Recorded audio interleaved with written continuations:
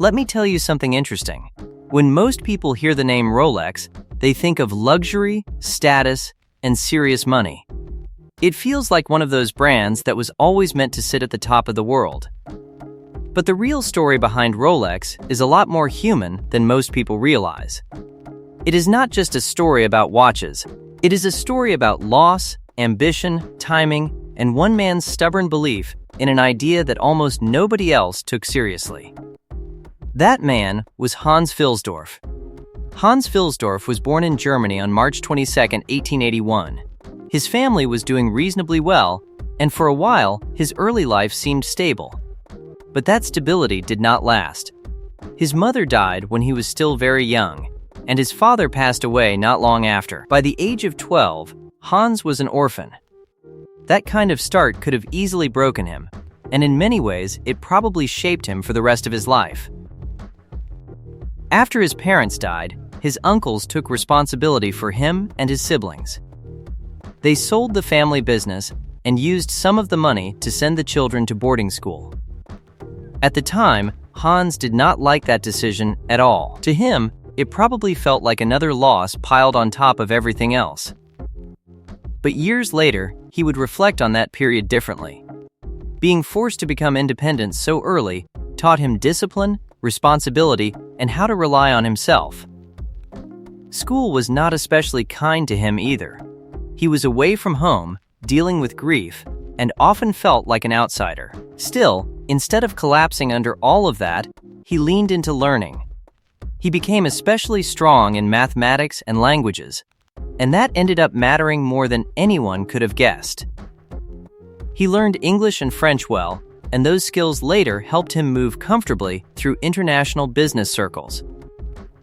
Even as a young man, he was interested in the wider world. He liked the idea of travel, and seemed drawn toward places where something bigger might be possible. At 19, Hans made a decision that said a lot about the person he was becoming.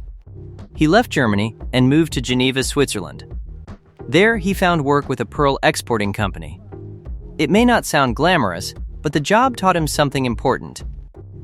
The company was not really manufacturing anything itself. It was buying, sorting, grading, packaging, and selling. Yet it was making strong profits. Hans noticed that. He paid attention not just to the products, but to the system behind the money. He started to understand business in a practical way.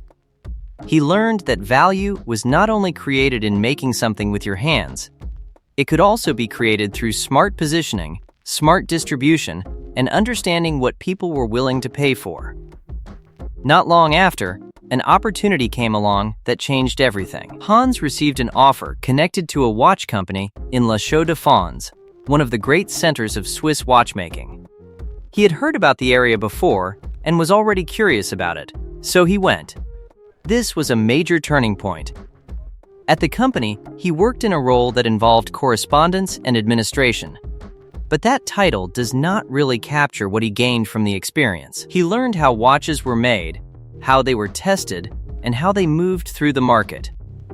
He handled communication in English, which made him valuable, but he also got hands-on exposure to the practical side of the watch business. He wound watches, checked their performance, and developed a close understanding of precision and quality. His time there was interrupted by military service, which forced him to step away. But once that was over, he kept moving forward. He relocated to London and took another position in the watch trade. This part of his life mattered because it pushed him beyond understanding watches as products and into understanding how to sell them.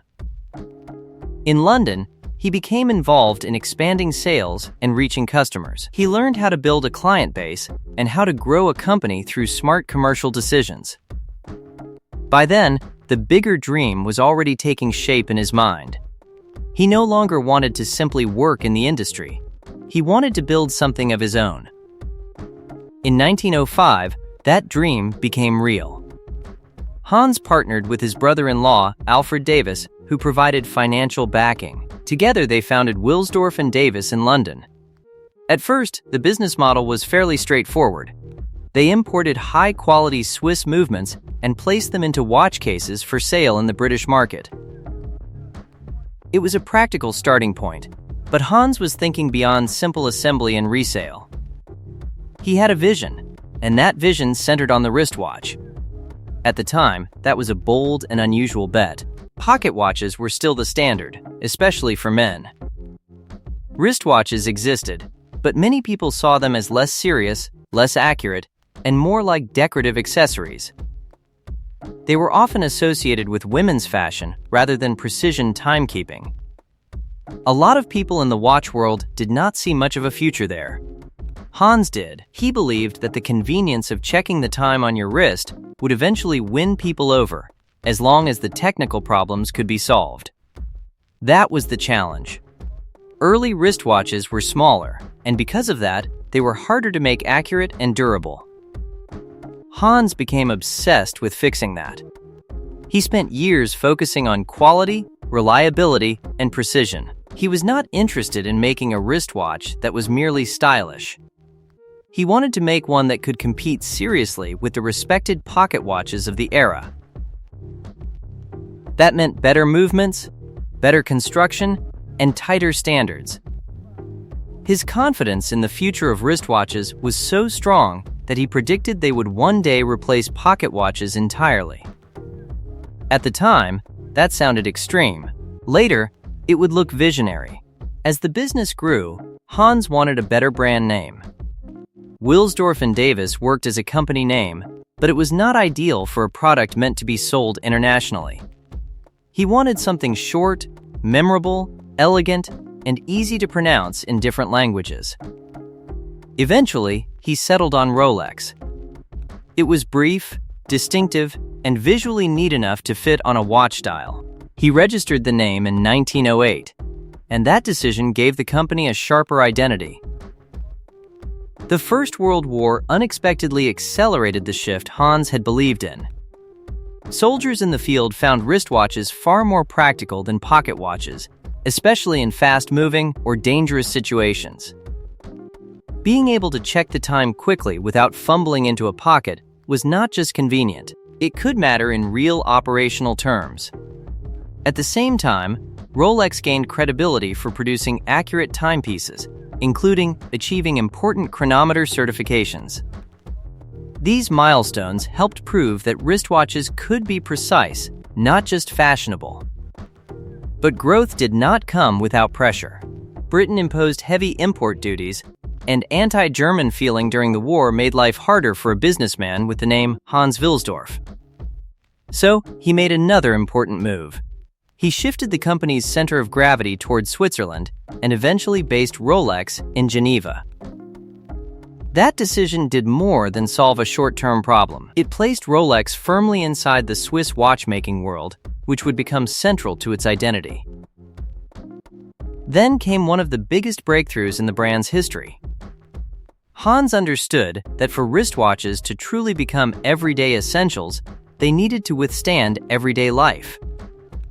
Dust, moisture, sweat, temperature shifts, all of these things could damage a watch. In 1926, Rolex introduced the Oyster, widely recognized as the first successful waterproof wristwatch. The sealed case was a major technical achievement, but what really made the moment unforgettable was the way Hans marketed it. He had a gift for publicity. In 1927, swimmer Mercedes Gleitz wore a Rolex Oyster during her English Channel attempt. She didn't finish, but after hours in freezing water, the watch still worked perfectly. Hans turned this into powerful marketing, even displaying watches in aquariums to prove they were waterproof. This mix of innovation and storytelling became Rolex's signature.